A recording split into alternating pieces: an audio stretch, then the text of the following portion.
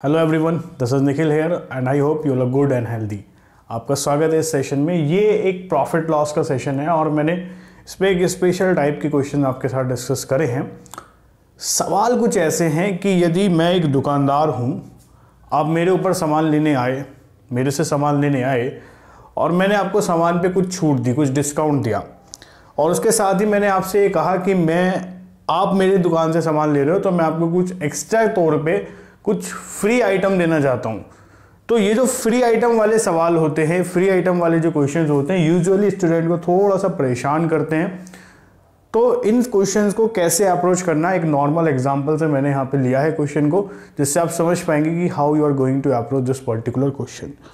सवाल ये है कि एक ट्रेड्समैन 4% की छूट देता है मार्क प्राइस पे और उससे कहा गया कि वो 15 आर्टिकल यदि आप खरीदते हो तो हर 15 आर्टिकल पे आपको एक आइटम यानी कि फ्री मिलता है और ऐसा करने पर उसको 35% का प्रॉफिट होता है। तो बताइए कि the mark price is above cost price by, cost price से मार्क प्राइस कितना प्रतिशत अधिक है, ये आपको बताना है।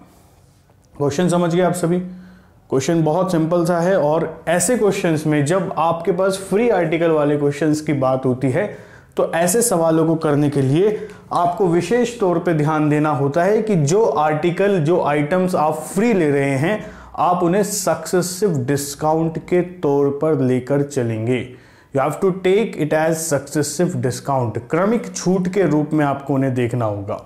यहां पे भी आपसे कहा गया कि ट्रेड्समैन को 4% की छूट मिलती है मार्क प्राइस पे और वो एक आर्टिकल फ्री देता है इस तरीके से हर 15 आर्टिकल पे, ताकि वो जो है 35% का गेन कर सके।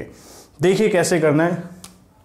मान के चलो कि मेरा जो सेलिंग प्राइस है, जो मेरा कॉस्ट प्राइस है, वो मेरा 100 है। ठीक, अब आप आइटम को बेच रहे हो और इस तरीके से बेच रहे हो कि आप 35% का प्रॉफिट कमा सकें।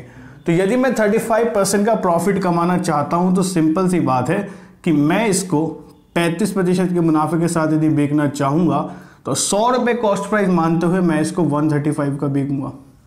ठीक, एक फॉर्मेट आप पढ़ते हैं कि यदि आप कॉस्ट प्राइस में यानी कि अपने क्रय मूल्य में यदि आप प्रॉफिट परसेंट या लॉस परसेंटेज ऐड कर देते हैं तो आपको क्या मिल जाता है? सेलिंग प्राइस मिल जाता है।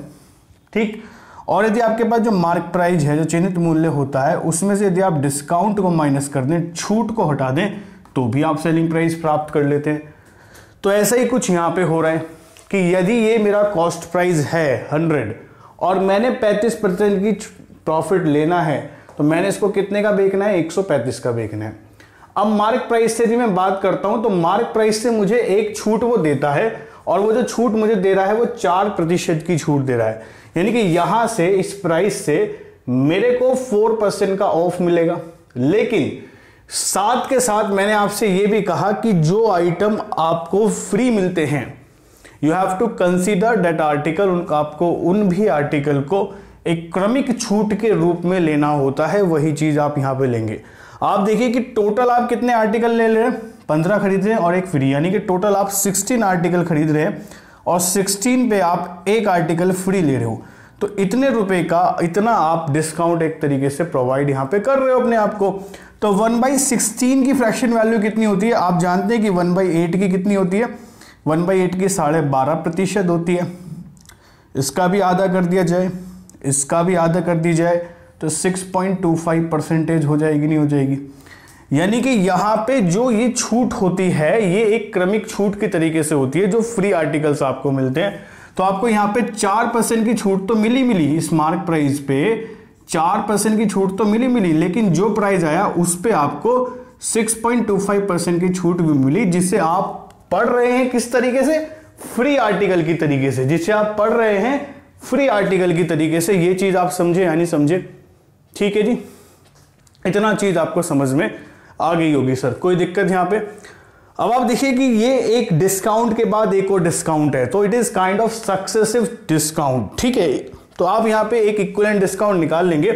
यदि मैं रफली लेके भी जाऊं, क्योंकि मैंने ये देखा कि ऑप्शन में ठीक ठाक गैप है, 20, 25, 40, 50 ऑप्शन में ठीक ठाक गैप है, तो मैं थोड़ा सा फ्लेक्सिबल भी हो सकता हूं। तो मैं रफली इसको बोल सकता हूं। देखो, यदि आप एग्जैक्ट कैलकुलेट करेंगे तो वो तो पता नहीं क्या निकलेगा, लेकिन यदि मैं रफली इनका इक्विवेलेंट डिस्काउंट बोल लूं तो अप्रोक्सीमेट मैं इसको 10% बोल सकता हूं, अप्रोक्सीमेट, ठीक है।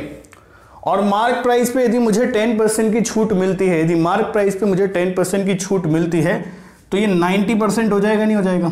यानी कि 90% जो है मार्क प्राइस का वो 135 के बराबर हो जाएगा।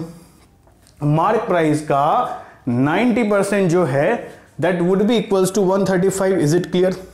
यदि मैं 1% की बात करता हूं तो 135 बटे 90 हो जाएगा, नहीं हो जाएगा? यानी कि इसको बोल सकता हूं 15। तो 100% जो हो जाएगा वो कितना हो जाएगा मेरा?